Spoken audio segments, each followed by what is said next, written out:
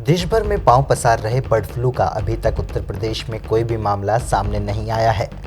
वहीं बरेली में स्थित भारतीय पशु चिकित्सा अनुसंधान संस्थान में बुधवार तक प्रदेश में कई मंडलों से आए सैंपल की जांच में बर्ड फ्लू संक्रमण नहीं मिला है। कई और जगह से लगातार सैंपल पहुंच रहे हैं। वैज्ञानिकों का कहना है कि खतरा बरकरार है और सतर्कता की ज़्यादा जरूरत है। पोल्ट्री फार्म में बर्ड फ्लू संक्रमण को रोकने के लिए केंद्रीय पक्षी अनुसंधान संस्थान ने एडवाइजरी जारी कर पोल्ट्री फार्मर जैव सुरक्षा का सख्ती से पालन करने के लिए कहा गया है।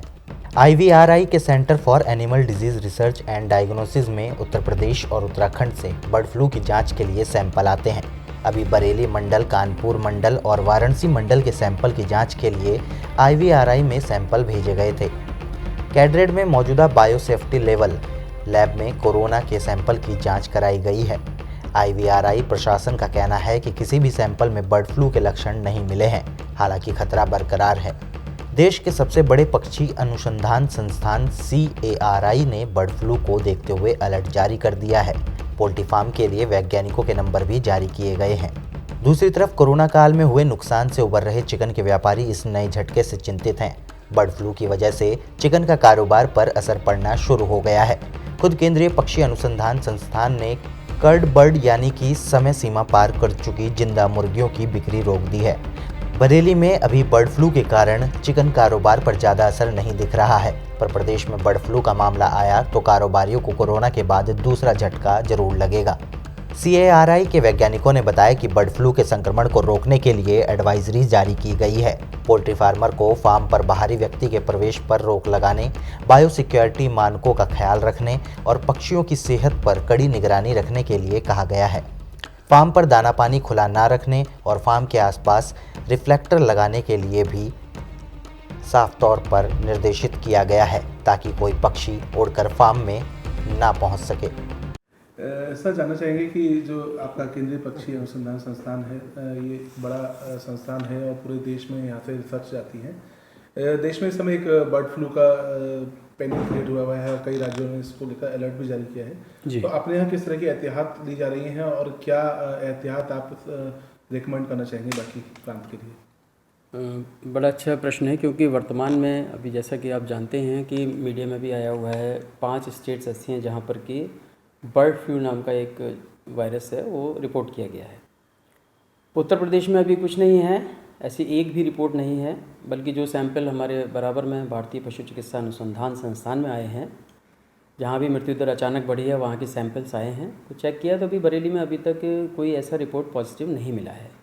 हाँ, भोपाल की लैब से कुछ प्रदेशों के कुछ सैंपल पॉजिटिव पाए गए हैं और वो सैंपल्स भी वो हैं जो प्रवासी पक्षियों के हैं, वो हमारे यहाँ के पक्षी नहीं है, मगर क्योंकि ये वायरस बीट द्वारा एक पक्षी से दूसरे पक्षी में जा सकता है, तो इसलिए इस समय सबसे अधिक आवश्यकता ये है कि हम अपने मुर्गियों को या अपने पक्षियों को कैसे बचाएं।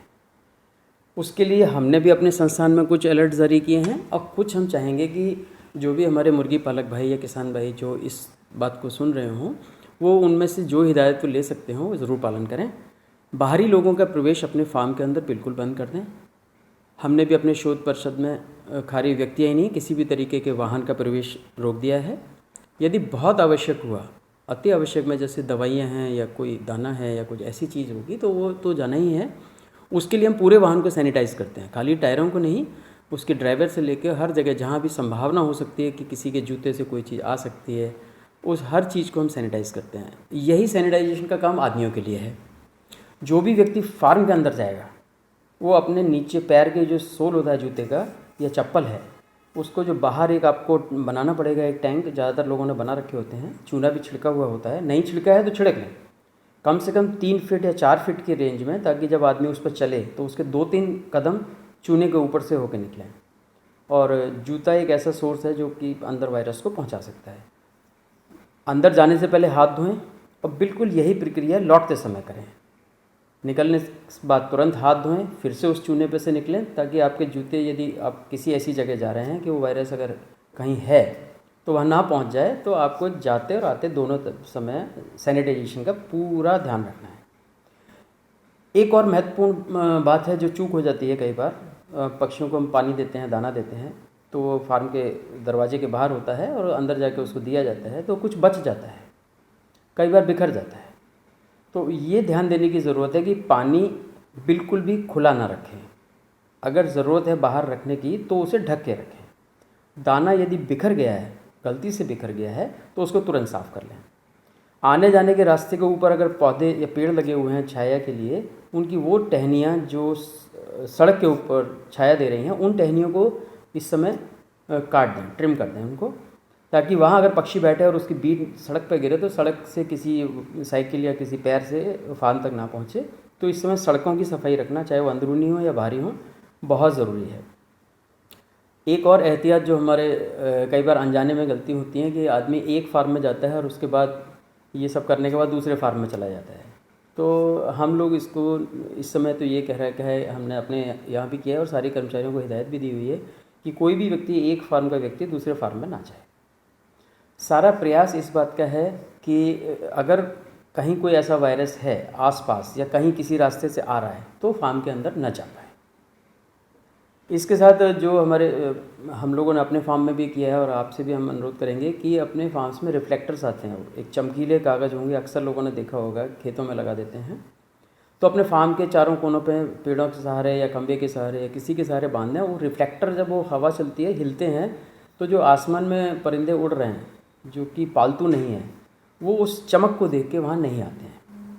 तो उससे हमारे बाहरी पक्षियों से बचाव हो जाएगा और बीमारी का रास्ता कोई हो नहीं सकता। आदमियों से आ सकती है, जानवरों से आ सकती है, साइकिल से आ सकती है, परिंदों से आ सकती है। तो हम इन सारे रास्तों को बंद कर देंगे तो फार्म में किसी तरीके का कोई परेशानी नहीं आएगी।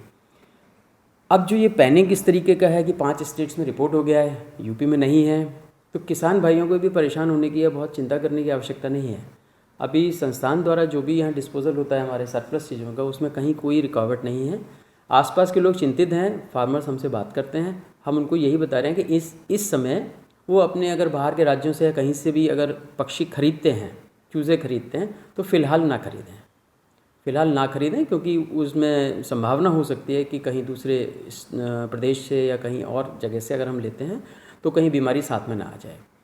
बर्ड फ्लू का आदमी पर प्रभाव पड़ता है, मगर बहुत कम केस से रिपोर्ट हुए हैं और जब यहाँ रिपोर्ट है ही नहीं यूपी में तो चिंता की ज़रूरत ही नहीं है। जब भी आप अंडा और मीट खाएं तो एक विशेष बात है भारत सरकार ने सारे देश के लिए जारी की है कि उसको अच्छे से पका के, अगर चिकन खाना है, मीट खाना है तो अच्छे से पका के खाएं, अंडा खाना है तो उसको अच्छे से पकाएं, उबालें और जिस तरीके से पकाएं वो गर्म होकर ही पकना चाहिए, 70 डिग्री से ऊपर जाना चाहिए उसको, तो उससे कोई नुकसान आदमी में नहीं होगा। Thank you. वहीं आज बरेली में होमगार्ड ने एक प्रेस कॉन्फ्रेंस कर अपने ऊपर हो रहे अत्याचारों के विषय में बताया। उन्होंने कहा कि किस तरह से उनका शोषण किया जा रहा है, जिस पर आला अधिकारी कोई संज्ञान नहीं ले रहे हैं, जिसके चलते होमगार्ड आत्महत्या करने पर मजबूर है और अपने परिवार का पेट भी नहीं भर पा रहा है। होमगार्ड ने बताया कि इस बात की शिकायत होमगार्ड डीआईजी से भी कर चुका है, लेकिन कोई फायदा नहीं हुआ।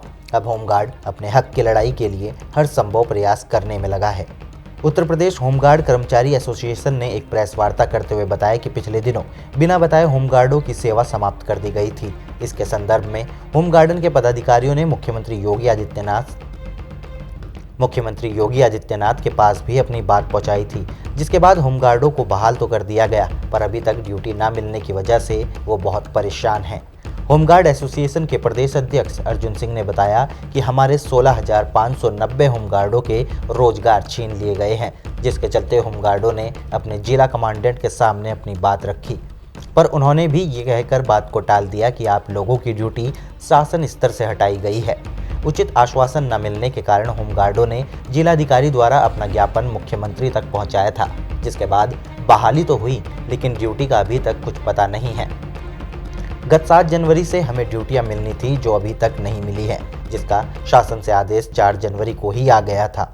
होमगार्डों का कहना है कि जब हमने जिलाधिकारी को अपनी बात कहने के लिए ज्ञापन दिया था तो हमारे ही विभाग के अधिकारी हमारे पीछे पड़ गए थे। उनका कहना था कि इन होमगार्डों को चिन्हित कर इनके खिलाफ कार्रवाई की जाए, इनसे 1000 या 2000 लेकर इनको छोड़ दो। होमगार्ड उपाध्यक्ष अर्जुन सिंह ने ये भी बताया कि हमारे विभाग में भ्रष्टाचार चरम सीमा पर है, जिसका शिकार हम लोग हो रहे हैं। आप तो जानना चाहेंगे आज हमने प्रेस कॉन्फ्रेंस क्यों रखी, क्या मुद्दा है? सबसे पहले मैं समस्त मीडिया बंधु भाइयों को नव वर्ष की शुभकामना देता हूं और मैं अवैतनिक अधिकारी कर्मचारी एसोसिएशन का प्रदेश उपाध्यक्ष अर्जुन सिंह हूं। मुझे प्रेस कॉन्फ्रेंस इसलिए रखनी पड़ी क्योंकि नव वर्ष के शुभ अवसर पर हमारी 16,590 होमगार्डों का रोजगार चला गया। रोजगार जब मैंने जिला कमांडेंट बरेली से बात की तो उन्होंने कहा कि शासन स्तर से आपकी ड्यूटियाँ हटाई गई, लेकिन शासन स्तर का कोई भी लेटर जारी नहीं हुआ। माननीय मुख्यमंत्री जी के पास है ये विभाग, माननीय मुख्यमंत्री जी के पास है। हमने शांति रूप से जिला अधिकारी महोदय बरेली को एक ज्ञापन सौंपा था। माननीय मुख्यमंत्री जी ने हमारी 4 दिन के अंदर समस्याओं को सुनते हुए और हमारी ड्यूटियां वापस कर दी। जब हमारी ड्यूटियां वापस हो गई, 7 तारीख को हमारी ड्यूटियां लगनी थी, लेकिन बरेली जनपद नहीं पूरे प्रदेश में एक भी ड्यूटी अभी तक नहीं लगी है। मुख्यालय से ऐसा कोई आदेश नहीं आया, लेकिन शासन आदेश आ गया 4 तारीख को। उसके बाद हम लोगों को जो मीडिया द्वारा फोटो निकाले गए थे, वो लगभग 50-60 होमगार्ड शांति रूप से ज्ञापन देने गए थे जिलाधिकारी महोदय को, तो उन पर दबाव बनाया जा रहा है कि इन होमगार्डों के फोटो चिन्हित करो, इनको या तो छोड़ दो या इनसे 1,000-2,000 हज़ार रुपये ले लेके इन्हें चेतावनी दे दो। और हम नेतागणों पर कार्रवाई का शिकंजा कसा हुआ है, नोटिस तैयार हो गए हैं। और जबकि कमांडेंट डीआईजी महोदय उच्च पद पर होते हुए उन्होंने धरना किया और मीडिया द्वारा फोटो वायरल हुआ उनका। अगर एक होमगार्ड पर कार्रवाई हो सकती है तो डीआईजी पर भी कार्रवाई होना चाहिए, क्योंकि उन्होंने धरना प्रदर्शन किया और सरकार के विरुद्ध काम किया, जबकि वो परमानेंट है, 2 लाख रुपए वेतन उठाते हैं। कौन डीआईजी? रंजीत सिंह डीआईजी ने धरना प्रदर्शन किया, जबकि उनका कमांडेंट खुलेआम पैसे वीडियो वायरल हुई, तब उन पर कोई कार्रवाई नहीं हुई। और हमने अपने पेट की रोजी के लिए हक आवाज़ उठाई तो हमारे लिए विभाग से निकालने की धमकी दी जा रही है, नोटिस दिया जा रहा है। बरेली जनपद में लगभग जब से प्रीति शर्मा जिला कमांडेंट आई हैं, ना तो समय से ड्यूटी लगी है और ना समय से हम लोगों का वेतन निकला है, जो भत्ता मिलता है वो भी नहीं निकला। और प्रीति शर्मा 31 तारीख को ड्यूटी निकालती, जब तक पैसे की वसूली होकर आ जाती तभी ड्यूटी निकलती है। जबकि 120 होमगार्ड प्रीति शर्मा के कोटा से लगते हैं, जो कि अधिकारियों के लगातार वही होमगार्ड चलते हैं 5 वर्ष, 6 वर्ष, 7 वर्ष। और जो होमगार्ड 1500 रुपया भेज देता है उसकी ड्यूटी वहीं आ जाती है। अगर जांच की जाए तो 3 वर्ष, 4 वर्ष में अधिकारियों के यहाँ वही होमगार्ड मिलेंगे, जबकि संविधान है हर होमगार्ड की हर महीना ड्यूटी बदलनी चाहिए। और 15 तारीख तक शासन आदेश है कि 15 तारीख तक होमगार्ड की ड्यूटी लग जानी चाहिए और कहाँ लगनी है सबको पता लग जाना चाहिए। और 15-16 तारीख तक होमगार्ड का जो भत्ता बनता है वो निकल जाए, ऐसा कोई काम नहीं होता है, शासन आदेश है। और प्रीति शर्मा जब से कमांडेंट आई हैं, इन्होंने भ्रष्टाचार की नींव तोड़ दी है। इनकी वजह से एक होमगार्ड आत्मदाह मुख्यालय में कर लिया। होमगार्ड आंवलाकर रामनगर कंपनी का रहने वाला था, बेचारा भागता रहा, उसका बर्खास्त कर दिया, उसने आत्मदाह कर लिया, मर गया।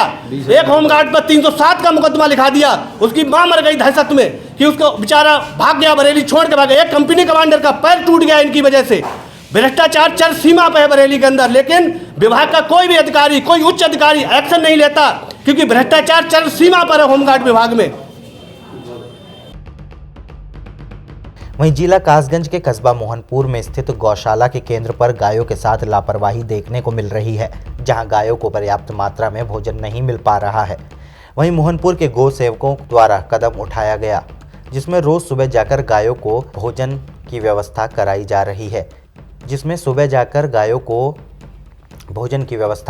रही है कई बार मोहनपुर नगर पंचायत के अधिकारियों से गिरीश चंद्र द्वारा बात भी की गई, पर कोई नतीजा नहीं हुआ। जहां लोग सर्दियों में सुबह रजाइयों में सोते हैं, वहीं मोहनपुर के गौ सेवक गायों की सेवा करने सुबह रोज 5 बजे अपने घर से निकल जाते हैं और गायों की देखभाल करते हैं। सभी गौ सेवा समाचार इंडिया के माध्यम से ये चाहते हैं कि गायों को पर्याप्त मात्रा में भोजन, साफ सफाई की व्यवस्था ठीक ढंग से की जाए।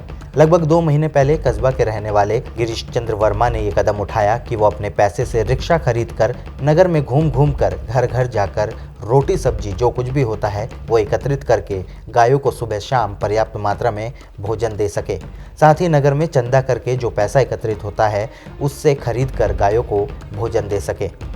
गौ सेवा गिरीश चंद्र और ये मेरे सहपाठी हैं। ये गौ सेवा के लिए सब लोग आते हैं।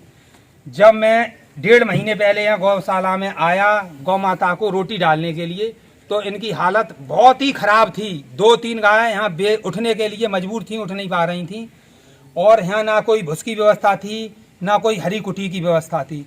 तो हमने प्रण किया आज से हम गौ माता की सेवा करने आएंगे। अकेले पहले हम आए, तो आज इन साथियों का सहयोग मिला है हमें गौ सेवा के लिए।